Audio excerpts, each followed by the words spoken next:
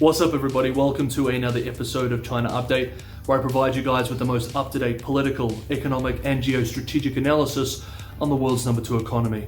My name is Tony. Let's jump in. Okay, happy Wednesday. This week, COVID continues to blow up in the Hong Kong Special Administrative Region. On Monday, as authorities confirmed more than 34,000 new infections and 124 coronavirus-related deaths, Chief Executive Carrie Lam announced that her government is deciding what further restrictions to impose on the city. Now we'll unpack this a little bit more shortly. This week too, the mainland continues to send officials to take control over aspects of the anti-epidemic work in Hong Kong. Liang Wannian, often called the key architect of China's zero-COVID strategy, arrived in Hong Kong this week to work with local authorities. He has brought thousands of medical staff and supplies with him from Shenzhen's command center.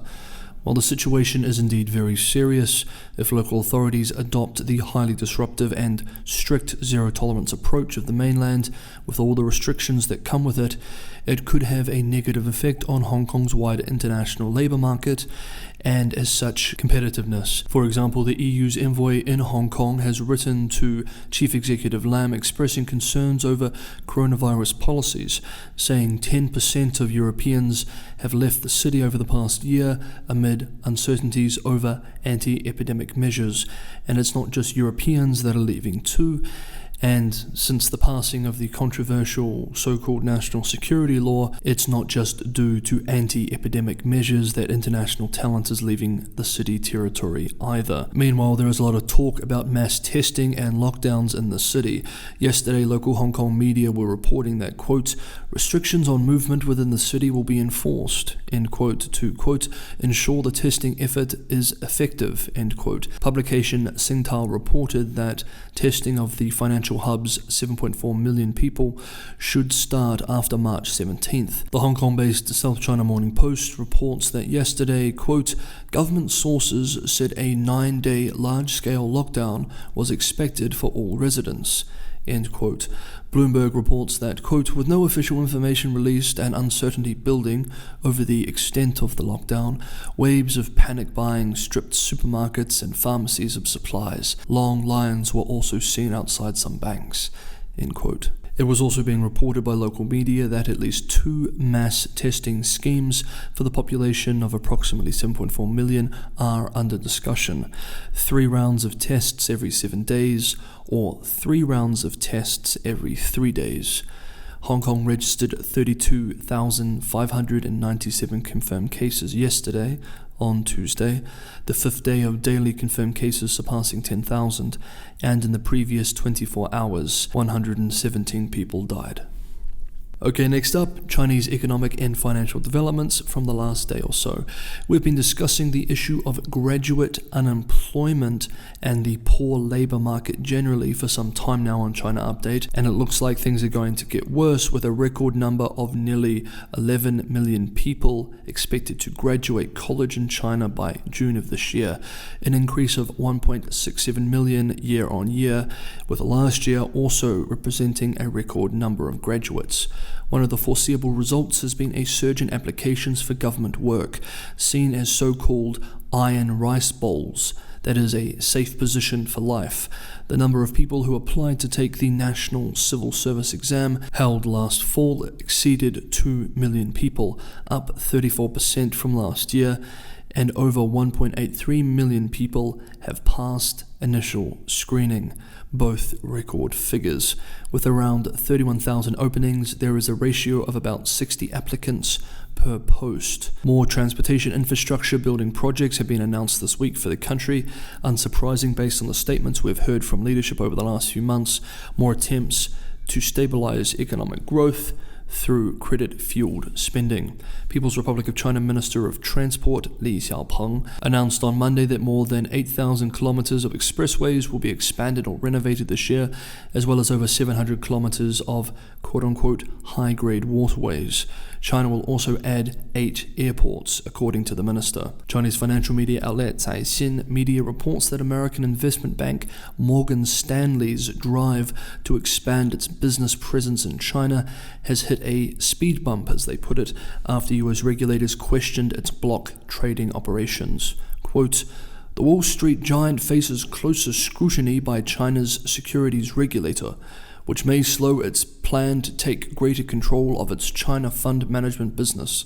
Chinese regulators stipulate that foreign financial institutes should have no record of violations within 3 years before such a transaction."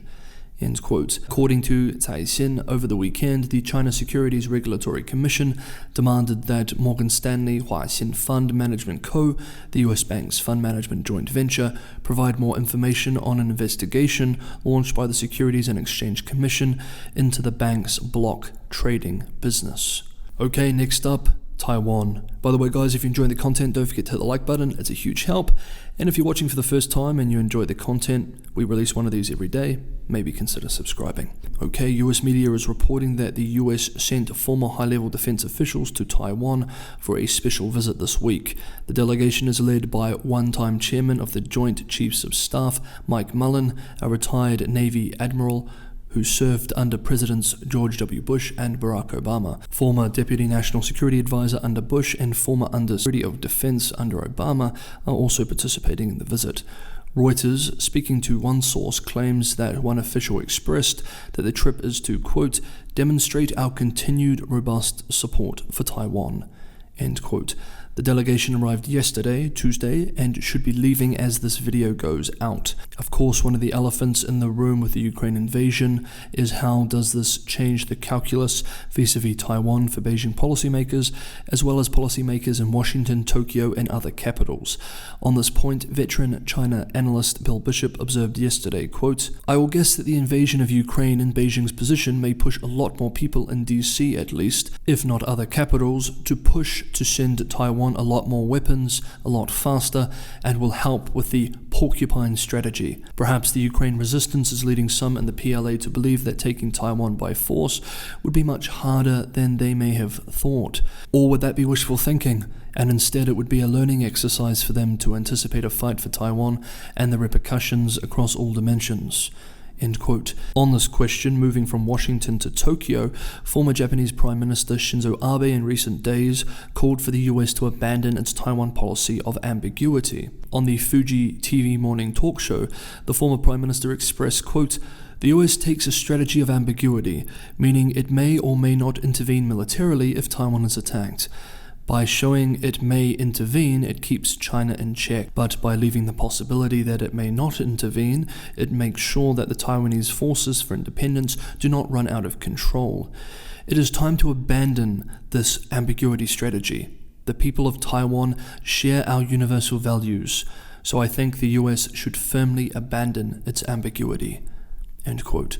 During the same interview, Abe also suggested that Japan could also host US nuclear weapons in Japan. However, the current Tokyo administration quickly pushed back at the suggestion, expressing that there was no intention to host US nuclear weapons. Okay, last up, the Evergrande Housing Crisis. As we all know, it is now March, and so over the coming days we will get more data about the performance of the housing market in February. We remember that January was a terrible month for developers and the industry. So how was February? Well, even the most optimistic analysts admit that the data isn't good, using statements like, "the market continues to cool," for example. Now, I would say that this is an understatement, but let's look at the numbers because they speak for themselves. According to data published this week by property think tank China Real Estate Information Corp, REC, who we have quoted before on here, the country's top 100 developers sold property worth 401.6 billion RMB, approximately $63.6 billion US, in February, down almost 50%. 47.2%. This is an even deeper contraction than the 39.6% decline recorded in January, which itself was devastating for the industry. Now, this is all despite the last few months of regulators relaxing financial policies in an attempt to restore confidence in the crisis at market. In the 28 cities monitored by the think tank, property sales by floor space fell by 32% from the previous month in February, and were down 35% year on year. Again, these numbers were already substantially down in January. In a market research note, CREC analysts expressed that, quote, market confidence remains weak in the wake of property giants' liquidity crunch and slowing economic growth more broadly, especially outside the largest cities. End quote. Home buyers have lost their appetite to buy, even with price cuts and more access to funding. Analysts with Taiwan expressed in a piece yesterday discussing the new numbers, quote, over the past few months, regulators have urged commercial banks to accelerate the issuance of real estate loans, leading banks to cut mortgage rates. Some local governments have also relaxed their rules around home purchases, including cutting down payment requirements for some buyers. However, these measures seem to have little impact so far on sales. End quote. Now we are going to unpack the February numbers more tomorrow and have some more analysis about the market. For today, I just want to leave you with this quote from analysts with the China Real Estate Information Corp. Quote, current policy easing measures are not comparable to those in 2008 and 2014. And so have been far from sufficient to reverse the market decline. End quote. Hey guys, I'd love to hear what you thought about some of the updates we covered in today's episode, so throw your comments below. Always love hearing from you. Thank you for watching. I'll see you next time.